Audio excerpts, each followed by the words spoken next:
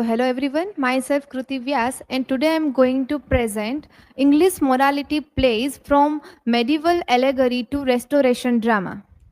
So here is my academic details with presentation details. This is a table of content which I will discuss today. So my research question is, how did the transformation of English morality plays from the medieval period to the restoration era? It reflects the changing conceptions of morality, religion and human agency within English society. Hypothesis: the evolution of English morality plays from allegorical didactic narrative of salvation to the satirical as well as secular comedies of restoration reflect a profound cultural shift. So, from the theocentric worldview centered on divine morality to an anthropocentric one emphasize social critics and moral ambiguity. Moral imperative from didacticism to critic. So here medieval allegorical dramas illustrating the spiritual struggle of mankind towards salvation. So here central figure like mankind or humanum genus. So morality plays here offered a unified vision of human life as well as destiny that a subsequent drama largely fragmented, and this genre here established a theater of the world, this offering a unified vision of human life as well as destiny. Presentation roadmap.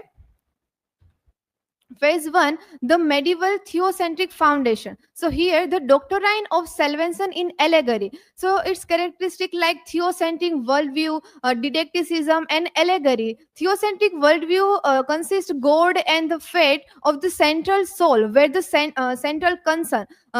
Here we can see that the struggle between the forces of good and evil. So over the protagonist like mankind or a humanum genus. Every man, the archetypal structure. So every man exemplifies the memento mori themes, and as we can see that when death calls, companion fellowships kindred and goods abandon him and showing the futility of worldly attachment. So here and we can also see that here good deeds weakness symbolize here neglected spiritual life as well. Allegorical shift, wise figures, and prototype. So here, originally representing scene, he gained psychological depth as well as foreshadowing complex villain. So, for example, in plays like Mankind, so his charm and mischief drive the conflict.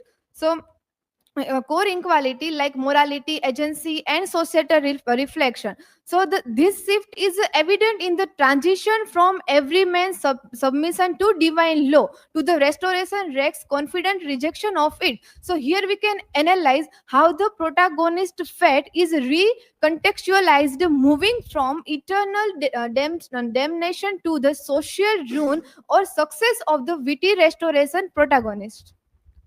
Dr. Foster's the Renaissance morality plays. So here Dr. Foster's transformed the morality plays into the tragic.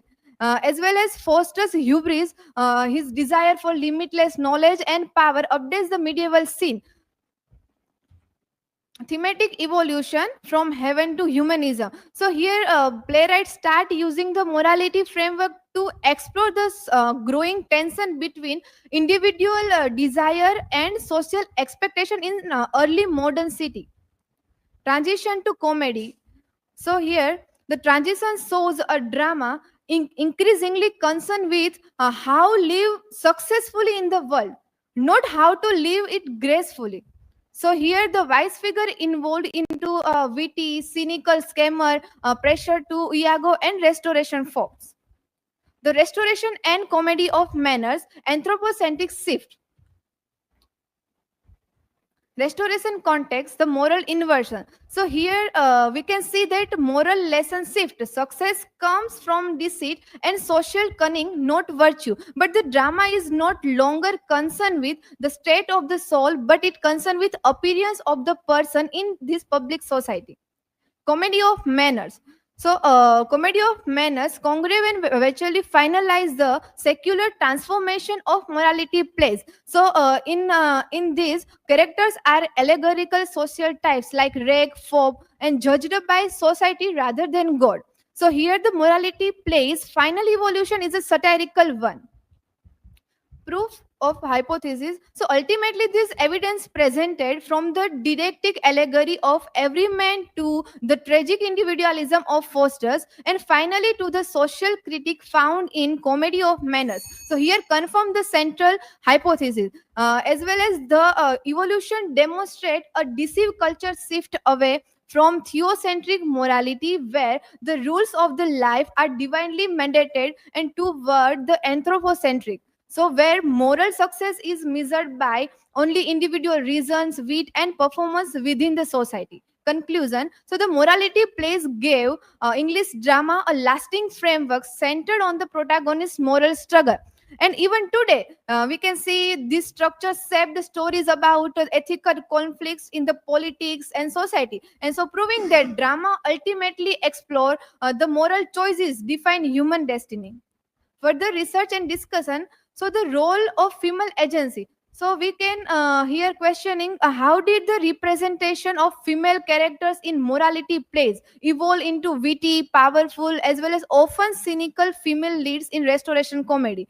Second one, political allegory, in which to what extent did late morality plays becomes veiled political critics during the Vilayet, Elizabethan, and early start periods. And the third one is modern relevance. So are there modern days dramatic forms that fulfill the original didactic purpose of morality plays?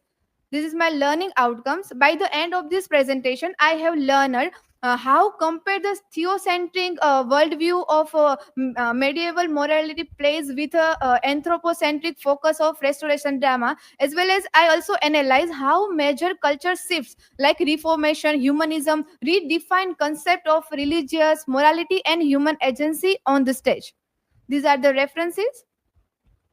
Thank you so much. Questions are welcome.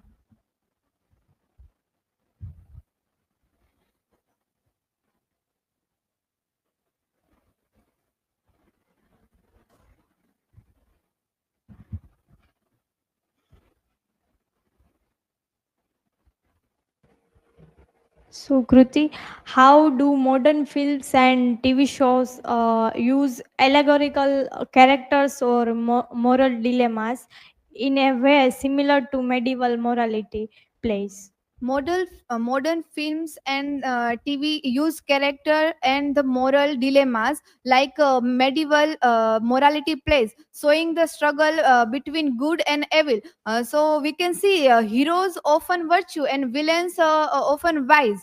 So and story highlights consequences of choices and teaching audience to a lesson in contemporary and also entertaining way. Anyone else?